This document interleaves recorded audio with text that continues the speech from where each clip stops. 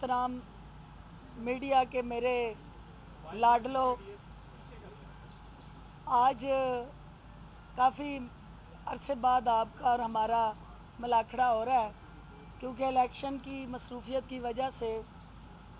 इस्लामाबाद में हमारी उतनी प्रेजेंस नहीं रही, बल्कि हुई नहीं है। आज इलेक्शन कमीशन की तरफ से हमें एक नोटिस मिला था कि वो इलेक्शन कमीशन में आके हम पेश हों और अपनी जो है वो जो एलिगेशंस थी उनका जवाब दें। आज मैं और मेरे वकला इलेक्शन कमीशन के सामने हाज़िर हुए हैं। कोर्ट नंबर 1 में हमारी हेयरिंग हुई है और उस हेयरिंग में जो इलेक्शन कमीशन का एक हमारे वो नोटिस के साथ जुड़े जो कंटेंट थे उसमें सवालो जवाब हुआ है। जो इलेक्शन कमीशन के नोटिस में लिखा हुआ था कि ऑन दी रिपोर्ट ऑफ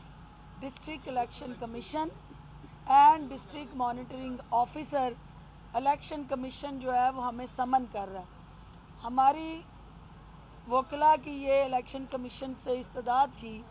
कि जिस रिपोर्ट की बुनियाद पे हमें समन किया गया है या नोटिस किया गया है, वो रिपोर्ट्स की कापी हमें देना अशद ज़रूरी है। जब तक रिपोर्ट की कापी हमें नहीं मिलती, हम अपना जो है वो जवाब दाखिल नहीं करा सकते। इलेक्शन कमीशन ने हमारी इस्तदा को मंजूर करते हुए जुमेरात को 15 को हमें रिपोर्ट्स के बाद अपना जवाब दाखिल कराने का मौका दिया है और इंशाल्लाह जो हक़ाइक़ पे मबनी जो वहाँ की सूरत हाल थी, जो NH-70 के अंदर जिस तरह का इलेक्शन हो रहा था, जो उसके साथ जुड़ा पुलिस का रोल था और जो ओवरऑल एक ठप्पे पे ठप्पा प्रोग्राम चल रहा था, उन हाथों को रोकने के लिए हम लोग सुबह से लेकर रात तक मसरूफ़ अमल थे और पूरे पोलिंग स्टेशंस के विज़िट के बाद 381 मेरे हलके के पोलिंग स्टेशंस थे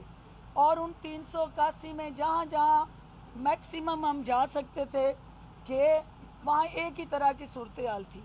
और मैंने ख़ुद इलेक्शन कमीशन साहब के मुतल्लिका कोर्ट में ये अर्ज़ किया है कि हमारा इलेक्शन का पूरे प्रोसेस के अंदर एक एक पुलिस ऑफिसर हज़ारों वोटर्स को किसी तरह भी कंट्रोल करने के लिए नाकाफ़ी था और वो अपनी जान बचा के उन गुंडों और बदमाशों के सामने कानून की वर्दी पहन के कानून का तहफ़्फ़ुज़ करने की बजाय वो ख़ुद यरगमाल था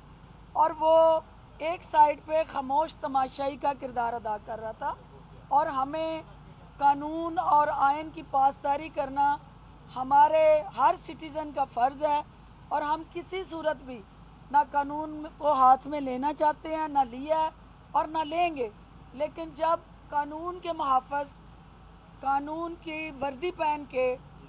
कानून की धज्जियाँ बखेरने वाले और कानून का जनाजा निकालने वाली की सहूलतकारी करेंगे, तो फिर अवाम जो है वो कानून हाथ में लेने पे मजबूर हो जाएगी। तो ये वो बदकिस्मत पहलू था जो इलेक्शन की दिन में हर शख्स ने अपनी आंखों से पुलिस की बेबसी को भी देखा और जो पोलिंग स्टेशनों पे हो रहा था उसका मुशाहिदा भी किया। तो लिहाजा मैं पुरुमीद हूँ कि इलेक्शन कमीशन 15 तारीख को जो हक़ाइक़ हैं, क्योंकि एक वीडियो की बुनियाद पे कोई नतीजा अख़ज़ नहीं किया जा सकता। हमारे पास जो वीडियोज़ हैं जो हमने हर पोलिंग स्टेशन की बनाई हैं, किस तरह से वो उन पोलिंग स्टेशंस पे वन साइडेड ट्रैफिक चल रही थी, किस तरह से पुलिस का खामोश तमाशाई का किरदार था और किस तरह पुलिस जो है वो बेबसी की तस्वीर बने एक सहूलतकारी का किरदार अदा कर रही थी। तो वो हमने उनसे गुजारिश की है कि एक वीडियो नहीं, जितनी वीडियो हमने उस दिन बनाई हैं वो सब भी उस दिन चलाई जाएं।